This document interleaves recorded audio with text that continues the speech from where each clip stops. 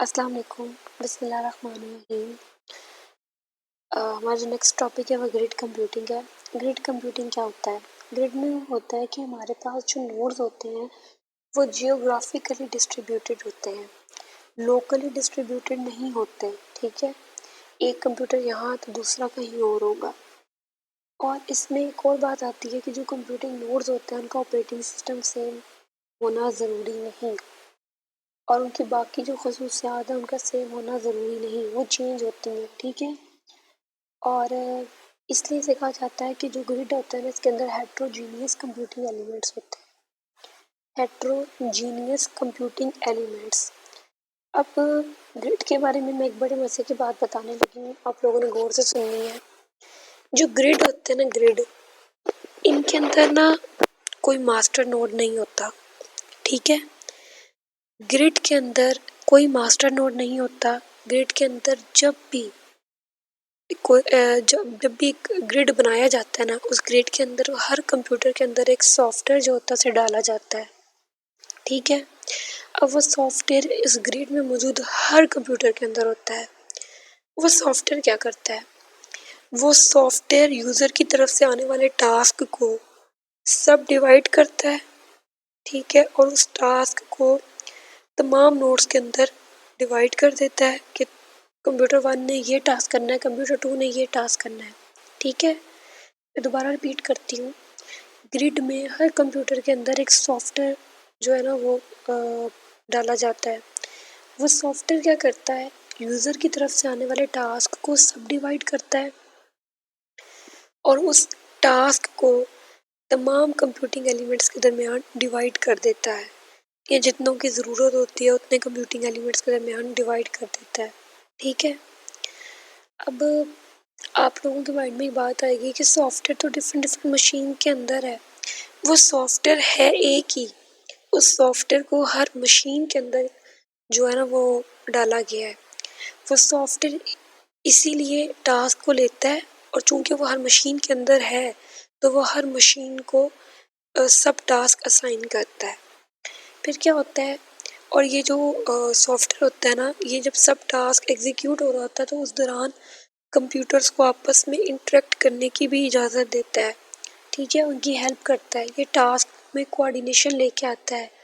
ठीक है, उसके बाद जब कंप्यूटिंग एलिमेंट्स अब इंडिविजुअली काम कर लेते हैं, फिर वो उस आउटपुट को इकट्ठा करते हैं और वो यूज़र को थ्रू यूज़र इंटरफेस प्रोवाइड कर दी जाती है। ठीक है, तो ये होता है ग्रिड कंप्यूटिंग के अंदर। और यहाँ मैंने एक बात यूज़ की थी कि जितने भी नोड्स चाहिए उन नोड्स के दरमियान वो सॉफ्टवेयर उस टास्क को डिवाइड कर देता है। तो इस बात का मतलब ये है, जितने भी नोड चाहिए, इस बात का मतलब ये है कि ग्रिड के अंदर ना ये होता है कि चलो अगर एक टास्क आया उसे 4 नोड्स कंप्लीट कर सकते हैं, तो वो जो टास्क होगा ना उन 4 नोड्स को असाइन कर दिया जाएगा, और साथ ही जो अगला टास्क आएगा ना उसे ग्रिड में मौजूद दूसरे नोड्स को असाइन कर दिया जाएगा। लेकिन क्लस्टर में क्या होता है? क्लस्टर में जब एक टास्क आता है ना तो सारे नोड्स में वो डिवाइड किया जाता है और एक वक्त में एक ही टास्क परफॉर्म किया जाता है। ठीक है, लेकिन ग्रिड में ऐसा नहीं है। ग्रिड में है कि अगर आपके पास रिसोर्सेज अवेलेबल हैं, अगर आपके पास नोड्स अवेलेबल हैं तो आप उन नोड्स को दूसरे वाला टास्क दे दें।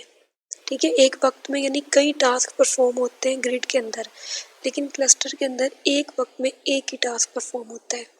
दूसरी बात जो मैं यहाँ बताना चाहूँ वो ये है कि ग्रिड के अंदर कोई, मैंने बताया, कोई मास्टर नोड नहीं होता, लेकिन ग्रिड के अंदर एक कंट्रोल नोड होता है। वो कंट्रोल नोड क्या करता है? वो एडमिनिस्ट्रेटर का काम करता है, उसे ग्रिड मैनेजर भी कहते हैं।